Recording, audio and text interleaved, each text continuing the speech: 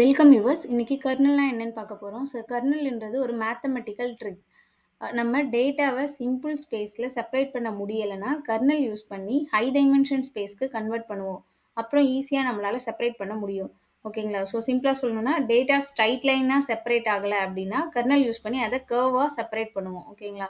So இத நம்ம ஏன் யூஸ் பண்றோம் அப்படின்னு பார்த்தீங்கன்னா, ஆ இப்போ ஸ்ட்ரைட் லைனா நம்மளால டேட்டாவ டிவைட் பண்ண முடியல அப்படிங்கும்போது, அந்த நான் லீனியர் டேட்டாவ செப்பரேட் பண்றதுக்காக யூஸ் பண்றோம். அதுக்கப்புறம் வந்து இதில ஹை டைமென்ஷனல் மேத்தமேட்டிக்ஸ கர்னல் வந்து ஹேண்டில் பண்றதால, மேனுவல் ஃபீச்சர் டிரான்ஸ்ஃபர்மேஷன அவாய்ட் பண்றதுக்கு யூஸ் பண்றோம். காம்ப்ளெக்ஸ் பேட்டர்ன்ஸுக்கு இது வந்து அ ஈஸியா இருக்கும். ஓகேங்களா? ஸோ நெக்ஸ்ட் வந்து இத எங்கெங்கலாம் யூஸ் பண்றோம்? இதோட யூஸ் கேஸ் பார்த்தீங்கன்னா, நான் linear data, pattern recognition and high dimensional problems. So இங்கலாம் வந்து இத யூஸ் பண்றோம். இதோட ரியல் வேர்ல்டு எக்ஸாம்பிள் பார்த்தீங்கன்னா, இப்போ ஸ்பாம் வெர்சஸ் நான் ஸ்பாம் இமெயில் ஃபில்டர் இருக்குல்ல. ஸோ, அதில இத எப்படி நம்ம அப்ளை பண்றோம்னு பார்க்கலாம். இப்போ இமெயில் டேட்டால நெறைய டெக்ஸ்ட் ஃபீச்சர்ஸ் இருக்கும். வேர்ட்ஸ், ஃப்ரீக்வென்சி, பேட்டர்ன்ஸ் அந்த மாதிரி இருக்கும். ஓகேங்களா?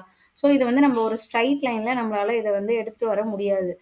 ஸ்பாம் வெர்சஸ் நார்மல் மெயில்னு சொல்லிட்டு நம்மளால ஸ்ட்ரெய்ட் லைன்ல வச்சு இத செப்பரேட் பண்ண முடியாது. ஸோ, அதனால நம்ம வந்து இதுக்கு கர்னல் வந்து நம்ம யூஸ் பண்றோம். இப்போ பார்த்தீங்கன்னா எக்ஸாம்பிள் பேட்டர்ன் பார்த்தீங்கன்னா, ஃப்ரீ, ஆஃபர், வின் இந்த மாதிரி வேர்ட்ஸ்லாம் வந்து ஸ்பாமோட வேர்ட்ஸ் ஓகேங்களா? ஸோ நெக்ஸ்ட் வந்து இன்வாய்ஸ், மீட்டிங், ப்ராஜெக்ட் இதெல்லாம் வந்து நார்மல் இமெயில் வேர்ட்ஸ் ஓகேங்களா? ஸோ இப்போ கர்னல் ட்ரிக்ஸ் என்ன பண்ணும்னா, இந்த டெக்ஸ்ட் ஃபீச்சர்ஸ கன்வெர்ட் பண்ணும். ஹை டைமென்ஷனல் ஸ்பேஸுக்கு கன்வெர்ட் பண்ணும். ஓகேங்களா? அதுக்கப்புறம் அந்த செப்பரேஷன் வந்து ஈஸியா இருக்கும். ஸோ இதுதான் வந்து கர்னல்.